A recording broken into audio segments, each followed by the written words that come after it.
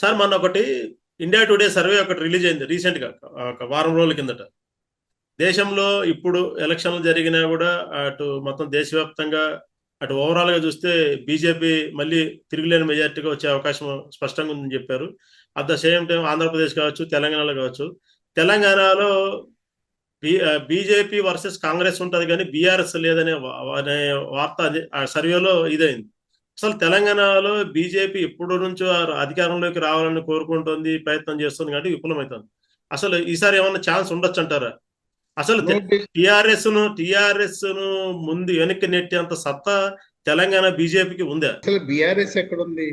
ముక్కలు చెక్కలు. కవిత బయటికి వెళ్ళింది. రేవంత్ రెడ్డి ప్రోత్సాహంతో కవిత ఒక ప్రాంతీయ పార్టీ పెట్టబోతా ఉందనేది, ఆమెకి బ్యానర్ ఉంది. తెలంగాణ జాగృతి అనే పార్టీని, ఏది ఆ షర్మిల అయితే షర్మిల పార్టీ పెట్టిందో, ఓ పార్టీ పెట్టి నామకే వాస్తే మీడియాలో విమర్శలు చేయడానికి కవితని ఆమె లిక్కర్ డాన్. ఆమె ఏంటి, పార్టీ ఏంటి? జనం నమ్ముతారా? సారా వ్యాపారం చేసుకునే రాణి, సారా రాణి ఆమె మరి వ్యాపారం చేసుకుంటూ సారా అమ్ముకుంటూ వాటిలో ఉన్న స్కాండల్స్ ఉన్న వచ్చి పార్టీ పెడితే ఎవరు? పార్టీ నామకే వాస్తే పార్టీ. ఆ విధంగా ఆమె విమర్శలు ఎక్కువ పెడతా ఉంది. మొత్తం ఇంటి గుట్టుని ఆమె బయట పెడతా ఉంది. హరీష్ రావు అవినీతి, కేటీఆర్ అవినీతి రెండిట్లను కూడా ప్రతిరోజు ఉన్నట్టుగా బయట పెడుతూ కాస్తో కూస్తో గౌరవం ఉంటే సున్నా కాదు మైనస్లోకి వచ్చేసింది. కేసీఆర్ అనారోగ్య పరిస్థితి. హరీష్ రావు త్వరలో ఒక 25 మంది ప్రముఖ నాయకులతో కలిసి భారతీయ జనతా పార్టీలోకి వస్తాడని, వచ్చిన తర్వాత ఆయన బేరం ఇక్కడ భారతీయ జనతా పార్టీలో బండి సంజయ్ ముఖ్యమంత్రి, ఏది బ్యాక్వర్డ్ క్లాసెస్ మొట్టమొదటిసారిగా తెలంగాణ గడ్డపై 52%, 56% బీసీలుంటే బీసీలకు ఒక్కసారి కూడా అవకాశం రాని తెలంగాణ గడ్డపై బీసీని ముఖ్యమంత్రి చేస్తానని ప్రకటించిన ఏకైక పార్టీ భారతీయ జనతా పార్టీ. అందువల్ల బండి సంజయ్ ముఖ్యమంత్రి అయితే ఆ బేరసారాల్లో హరీష్ రావు వస్తే ఆయన ఉప ముఖ్యమంత్రిగా ఇవ్వటానికి ఆయన అనుభవాన్ని బట్టి అన్నిట్లో కూడా రంగం సిద్ధమవుతుంది. సోషల్ మీడియాలో ఇప్పటికే విస్తృతంగా ప్రచారం రేపో మాపో అని. ఎందుకంటే కవిత చేసే విమర్శలు చాలా మనసు నొచ్చుకున్నాయి. హరీష్ రావు, కేటీఆర్ ఆ సినిమా తారల వ్యవహారాలు, ఆయన అనైతిక చర్యలు, అవినీతి, అది కుంగి కుసించి ముక్కలు చెక్కలై ఈ రోజున 16 సీట్లకు ఒకటి 17 ఆయన ఎంఐఎం పోయినా 16 సీట్లలో ఒక్క సీటు కూడా లోక్సభలో గెలుచుకోలేదంటే మీ సత్తా ఏంటో తెలిసిపోయింది. తర్వాత 10 మంది బీఆర్ఎస్ వాళ్ళు కాంగ్రెస్లోకి జంప్ చేశారు. ఇంకా 10 మంది జంప్ చేయడానికి సిద్ధంగా ఉన్నారు. ఇక చివరికి ఆ బీఆర్ఎస్ పార్టీ కేవలం కేటీఆర్ ఆయన సన్నిహితులు 2, 3, 4 మిగిలి మొత్తం ఎక్కడ వాళ్ళు అక్కడ సర్దుకుంటారనే వార్తలు కూడా వినపడుతున్న తరుణంలో మీరు చెప్పిన విధంగా ఎప్పుడు ఎన్నికలు జరిగినా, జమిలి ఎన్నికలు జరిగినా, 28లో జరిగిన పోటీ బీజేపీ కాంగ్రెస్ మధ్యనే. ఈ అవినీతి కాంగ్రెస్ త్వరలో రేవంత్ రెడ్డిని కూడా మారుస్తారనే ఊహాగానాలు కూడా ఉన్నాయి. వాళ్ళ సంస్కారము, వాళ్ళ నైజము, ముఖ్యమంత్రి 1, ముఖ్యమంత్రి 2, ముఖ్యమంత్రి 3 అని పెట్టుకుంటుంటారు. ముఖ్యమంత్రిని మార్చడం అనేది వాళ్ళ యొక్క సంస్కారం, సంస్కృతి. ఇప్పుడు అవినీతితో ప్రజలు విసిగి వేసారిపోయారు. వాళ్ళు మాట్లాడుకుంటున్న రోడ్ల మీద, గ్రామాల్లో ఏమే బంగారం ఎక్కడుందే, గ్రామ బంగారం ఎక్కడ, నిరుద్యోగ యువతకి ఏమి ఇచ్చాడు, ఆ విధంగా 1,60,000 ఈ రోజున అభాసు పాలయ్యారు. కొండకి దారం కట్టారు. సాధారణంగా కొండకి దారం కడితే దారం తెగాలి, వచ్చింది కొండ వచ్చింది. అన్ని అబద్ధాల పునాదులపై ప్రభుత్వాన్ని నిర్వహిస్తున్న రేవంత్ రెడ్డి వీళ్ళెవరు కూడా. తర్వాత రాహుల్ గాంధీ ఇంటర్వ్యూ ఇవ్వట్లేదు. రాహుల్ గాంధీ రేవంత్ రెడ్డి మధ్య బెడిచి కొట్టింది.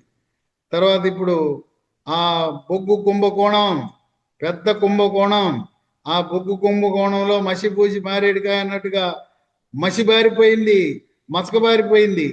ఇక కాంగ్రెస్ ప్రభుత్వం కర్ణాటకలో అధికారాన్ని కోల్పోతుంది, తెలంగాణలో కోల్పోతుంది. 2 రాష్ట్రాల్లో బీజేపీ రావడం తథ్యం.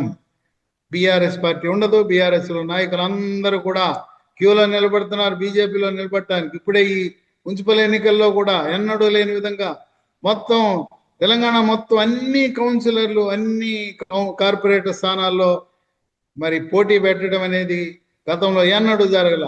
కనుక బీజేపీని ఎవరు ఆపలేరు. నేను కొంతమంది గ్రామీణ వాసులతో అడిగాను, ఎక్కడుంది బీజేపీ? పట్టణాలకే పరిమితం, పల్లెల్లో లేదంటుంటే వాళ్ళని అడిగాను, సార్ ఇన్ని పార్టీలకి వేసామండి, అన్నిటినీ రుచి చూసాం, ఒకసారి పువ్వు అంట, కమలం అంట, మోడీ అంట, ఆయనకి వేస్తే ఏం పోతుంది, ఒకసారి వేద్దాం అనుకుంటున్నామండి, పువ్వు పార్టీ, కమలం పార్టీ. ఇగో ఈ కారుకి వేసాం, దుర్మార్గు కారు టైర్ పంక్చర్ అయిపోయింది దాని పని. ఇగో ఈ మొండి చెయ్యి భస్మాసు రాష్ట్రానికి వేసాం, మోసపోయాం, మోసపూరితమైన వాగ్దాలతో మమ్మల్ని మోసం చేశారు, అది భస్మాసు రాష్ట్రం, వద్దు నాయన ఈ భస్మాసు రాష్ట్రం అంటున్నారు. కనుక ఒక్కసారి ఏమో మా భవిష్యత్తు ఏ పుట్టలో ఏ పాముందో ఒకసారి వేద్దామని గ్రామీణ వాసులు, నిరక్షరాస్యులు, రైతులు, మహిళలు, యువత అందరూ. కనుక పట్టణాలకే పరిమితం అనుకుంటున్న వీళ్ళు మిథ్య, వాళ్ళకి ఏం తెలవదు. వెళ్ళి అడగమానండి గ్రామీణ వాసులు ఎట్ట తిడుతున్నారు. కాంగ్రెస్ని తిట్టకుండా, రేవంత్ రెడ్డిని తిట్టకుండా తిడుతున్న సమయంలో సునాయాసంగా ఇక్కడ ఎవరు ముఖ్యమంత్రి అవుతారు ఎవరనేది కాదు, ఇది భావజాలం. ఇంకోటి కూడా ఉంది, ఆర్ఎస్ఎస్ 100 సంవత్సరాలు పూర్తి చేసుకున్న సందర్భం. అయినా ఆనాడు ఆర్ఎస్ఎస్ని స్థాపించిన హెడ్గేవార్ ఎక్కడ ఆయన యొక్క పూర్వాపరాలు పరిశీలిస్తే నిజామాబాద్ జిల్లాలో కందుకూరు మండలంలో అక్కడి నుంచి గోదావరి దాటి మహారాష్ట్రకి వెళ్ళారు. కనుక అటువంటి హెగ్డేవారు మహాపురుషుడు.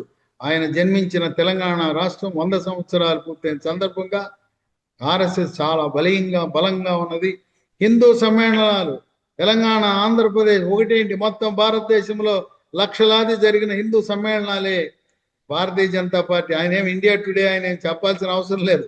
హిందూ సమ్మేళనాలు చూడండి, ఊరూరికి చక్కటి ఆలోచన చేశారు. ప్రతి బస్తీలో హిందూ సమ్మేళనాలు, ప్రతి బస్తీలో ఆర్ఎస్ఎస్. ఈ విధంగా ఎన్నడూ లేని విధంగా ఆర్ఎస్ఎస్ తన ఉనికిని కాపాడుకుంటూ 100వ జయంతి ఉత్సవ సందర్భంగా భారతదేశంలో కాంగ్రెస్ రహిత భారతం కావాలని ఏదైతే మోడీ కోరుకుంటున్నారో అది జరగబోతా ఉంది. తెలంగాణలో కాంగ్రెస్ అడ్రస్ లేకుండా పోతుంది. అసలు బీఆర్ఎస్ పార్టీ అని ఉండదు. కేసీఆర్ గారి యొక్క అనారోగ్య పరిస్థితి అది ఎటు దారి తీస్తుందో తెలియని పరిస్థితి.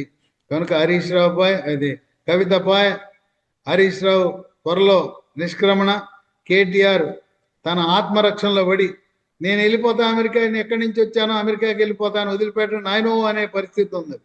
కనుక ఆయన ఏదో సంపాదించుకున్నాడు, దాన్ని కాపాడుకునే విధంగా ఉన్నాడు తప్పనిచ్చి ఆయన ఇప్పుడు రాజకీయం కాదు ఆయన కావాల్సింది, పార్టీ కాదు ఆయన కావాల్సింది.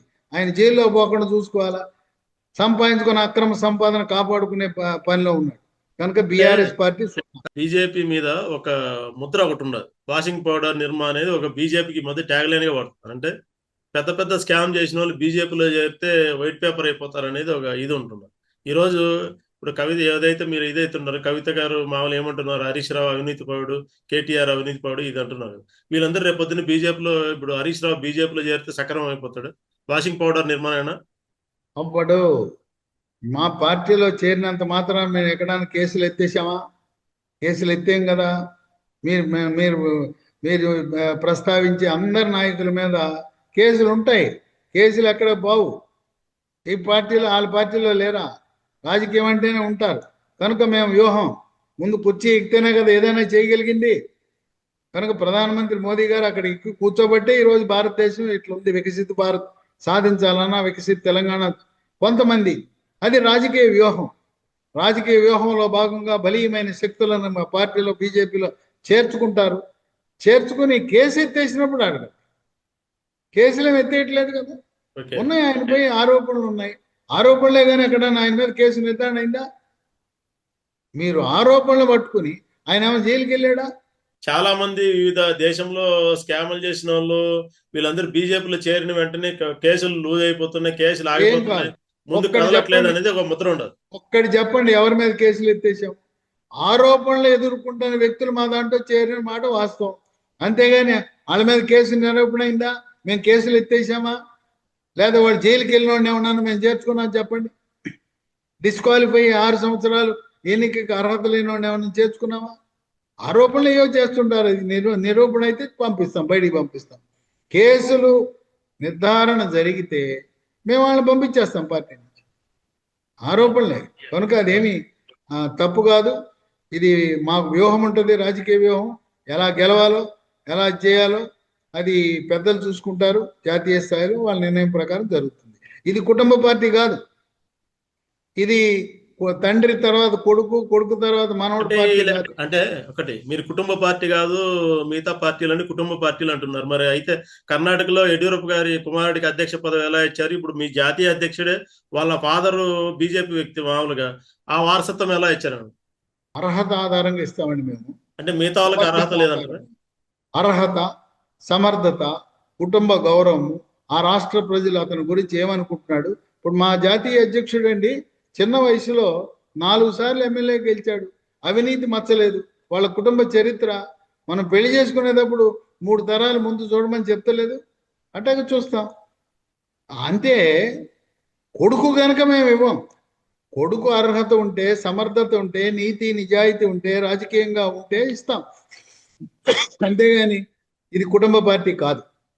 అసలు కాంగ్రెస్ పార్టీలో ఆ నెహ్రూ కుటుంబం దాటి ఎవరి చేతిలో కన్నా అధికారం వెళ్ళిందా? ఏదో కొద్ది నెలలు, కొద్ది రోజులు తప్పనించి వాళ్ళ చుట్టూ భజనే కదా. ఈ మల్లికార్జున ఖర్గే ఉన్నాడు, దళితుడు. వీళ్ళేమో కుర్చీలో కూర్చుంటారు, ఆయన నిలబెడతారు. ఎన్నిసార్లు అవమానం కోరారు పెద్ద ఆయన.